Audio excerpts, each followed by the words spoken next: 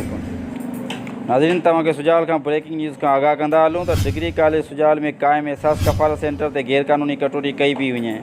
जंहिं दौरान कवरेज ते पितल साफ़िन ते ओमनी माफ़िया ॾमजी पिया। साफ़िन खां कैमराऊं फुरे मथनि तशदुद कयो वियो आहे ऐं वधीक असां सां तफ़सील वठूं था सुजावल मां सीनियर साफ़ी बाबू कंडरा खां।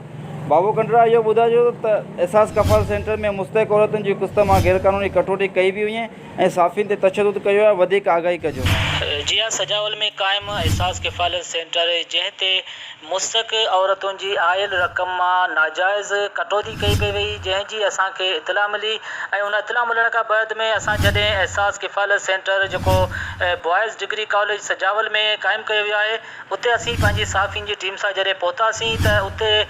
जेके मुस्तक औरतूं हुयूं उन्हनि जी आयल रक़म मां 500 खां 1000 ऐं 1500 ताईं कटौती कई पई वई। जॾहिं त उते मुस्तक औरतुनि असां जेके मीडिया जे माण्हुनि खे ॾिसण खां बाद में उन्हनि वावेला कया त असांजी आयल रक़म मां नाजाइज़ कटौती कई पई वञे, जंहिंखां बाद में हिकु औरत असां वटि आई जंहिं असांखे इहो ॿुधायो त मुंहिंजी रक़म मां 1500 रुपया कटौती कई वई आहे। जॾहिं उन औरत खे असां वठी ऐं सजाल पुलिस इंतिज़ामिया जेका एहसास किफ़ालत सेंटर जे गेट ते मौजूदु हुई उनखे असां इतला ॾिनो त हिन औरत जा 1500 रुपया जंहिं डिवाइस वारे कटिया आहिनि उनखे वसूल करे ॾियो। जंहिंखां बाद में पुलिस इंतिज़ामिया उन औरत खे साण करे उन डिवाइस मालिक जेको कासिम मल्ला नाले आहे, जंहिंजी डिवाइस आहे, डिवाइस होल्डर आहे, ऐं कुझु ज़रियनि खां इहो मालूम थियो आहे त कासिम मल्ला जा 10 खां मथे एजेंट आहिनि जेके 12 माइल खां ब्रोकरी करे फ़ी कार्ड ते 500 खां 1000 रुपए जी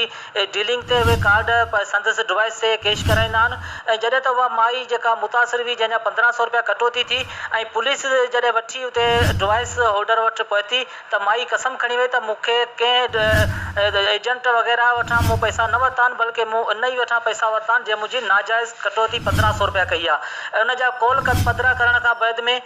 कासिम मल्ला जेको डिवाइस मालिक आहे उहो असां ते मचरिजी पियो ऐं असां ते जेको आहे सो लठियुनि सां हमिलो करे असांखे भरपूर नमूने सां मारकुट बि कई, असांखे ज़ख़्मी कयो। ऐं जॾहिं त उते ज़िले इंतिज़ामिया जी तरफ़ां पुलिस नाफ़िज़ कयल आहे, जेका पुलिस बीठल हुई ऐं पुलिस उनखे रोकण लाइ बि तयारु न थी। इन लाइ असांखे इहे ख़दशा आहिनि त सजाल पुलिस ऐं इहे जेके डिवाइस होल्डर मालिकनि पाण में मिली भगत करे हिन मिसकिन औरतुनि सां इहो ज़ुल्म वारो सिलसिलो रखियो पिया अचनि। जॾहिं त जंहिंखां बाद में असां SSP सजावल वटि पहुतासीं साफ़ी ऐं SSP सजावल असांखे जेको आहे DSP सजावल न ट्रांसफ़र कयो त उते वञो। उते वञण खां पोइ जेको डिवाइस मालिक कासिम मल्ला ऐं ॿिया हुनजा ओमनी मालिक उते गॾु हुआ ऐं DSP सजावल साहिबु असांखे चयो त तव्हां बसि हिन ॻाल्हि खे ख़तमु कयो, उते माफ़ी वठी मामिलो ख़तमु कयो। जंहिंखां बाद में असां एहतिजाज तौरु उतां उथी हलिया आयासीं ऐं प्रेस क्लब पहुची पंहिंजे साफ़ी दोस्तनि सां मुशावरत कईसीं त जेको अॻियूं जेको बि असांजो लाइ अमल हूंदो उन तहत जेको आहे सो असीं मुशावरत खां बाद में ॿुधाईंदासीं।